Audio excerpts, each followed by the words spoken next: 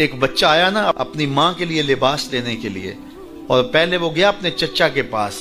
उसकी माँ बेवा थी और उसका लिबास फट गया था, और वो अपने चचा के पास गया तो उसने दुत्कार दिया। माँ ने उसको रोका था, बेटा ना जाना, लेकिन उसने कहा कि तेरे बदन के ऊपर जो लिबास है वो भी फट गया है और जगह जगह से जिस्म झलक रहा है, तो मैं अपने चचा से आपके लिए लिबास लेके आता हूँ। फिर जो रवैया उसने इख्तियार किया, तो वापस रोता हुआ आ रहा था, तो किसी ने रास्ते ने पूछा कि क्या माजरा हुआ।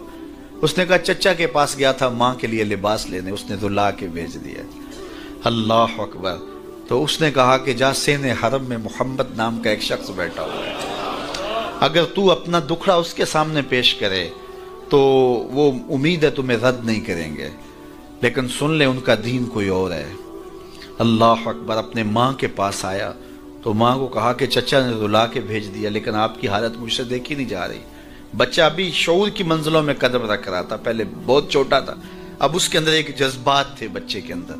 तो माँ ने कहा कि बेटा नहीं, उनके पास नहीं जाना, सुना है कि जो उनसे मिले दीन धर्म छीन लेते हैं उसका। अल्लाह अकबर। तो हुजूर अलैहिस्सलाम के पास जाने से माँ रोकने लगी, लेकिन बच्चे ने कहा कि अम्मी मैं पक्का रहूंगा, बुतों का वफादार रहूंगा, तुम इस टेंशन को, इस परेशानी को छोड़ दो।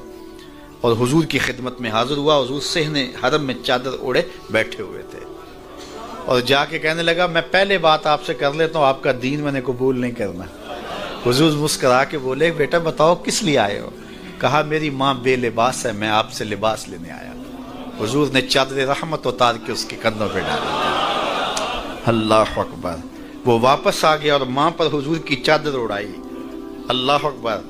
और माँ ने कहा कि बेटे उसने अपना दीन तो नहीं तुझे दिया। कहा ना, मैंने पहले कह दिया था तेरे दीन नहीं मानूंगा।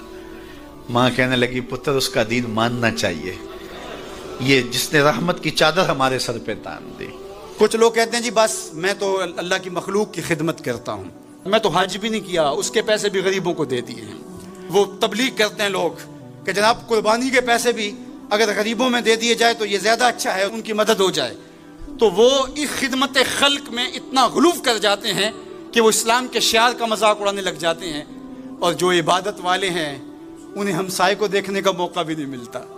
और आप जानते हैं कि जब एक बस्ती को बर्बाद करने का हुक्म दिया गया तो कहा कि यहाँ तो एक शख्स रहता है जिसका सर सजदे से उठता ही नहीं।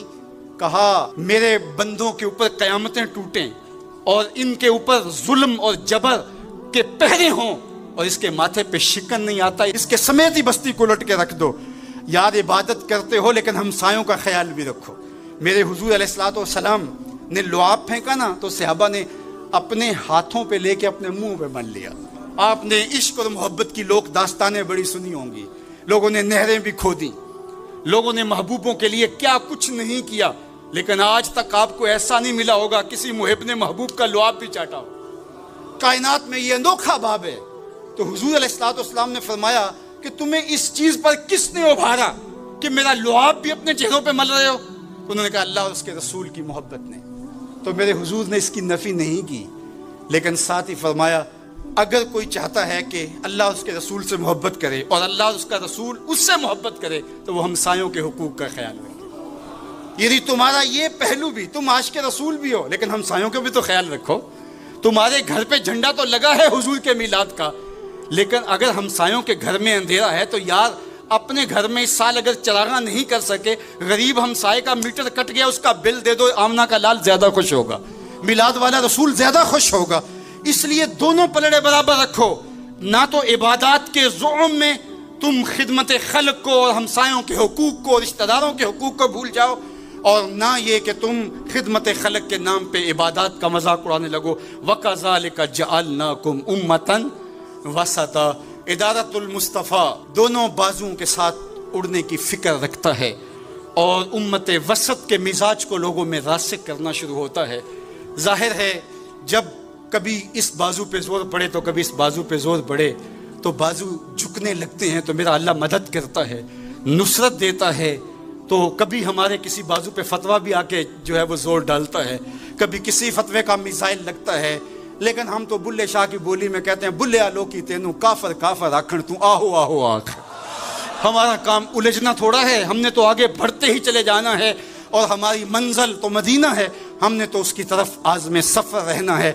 इदारतुल मुस्तफ़ा एक फ़िक्र का नाम है और वो फिक्र जो मदीने की ज़ियाओं से फूटती है, गुंबदे खज़रा के जमाल की रोशनी है, और वो मुस्तफ़ाई नहीं हो सकता जिसके दोनों बाजू में से एक बाजू शल हो। हुजूर की उम्मत से जिसको प्यार नहीं है, हुजूर की उम्मत से जिसको मोहब्बत नहीं है, हुजूर की मोहब्बतों का कभी भी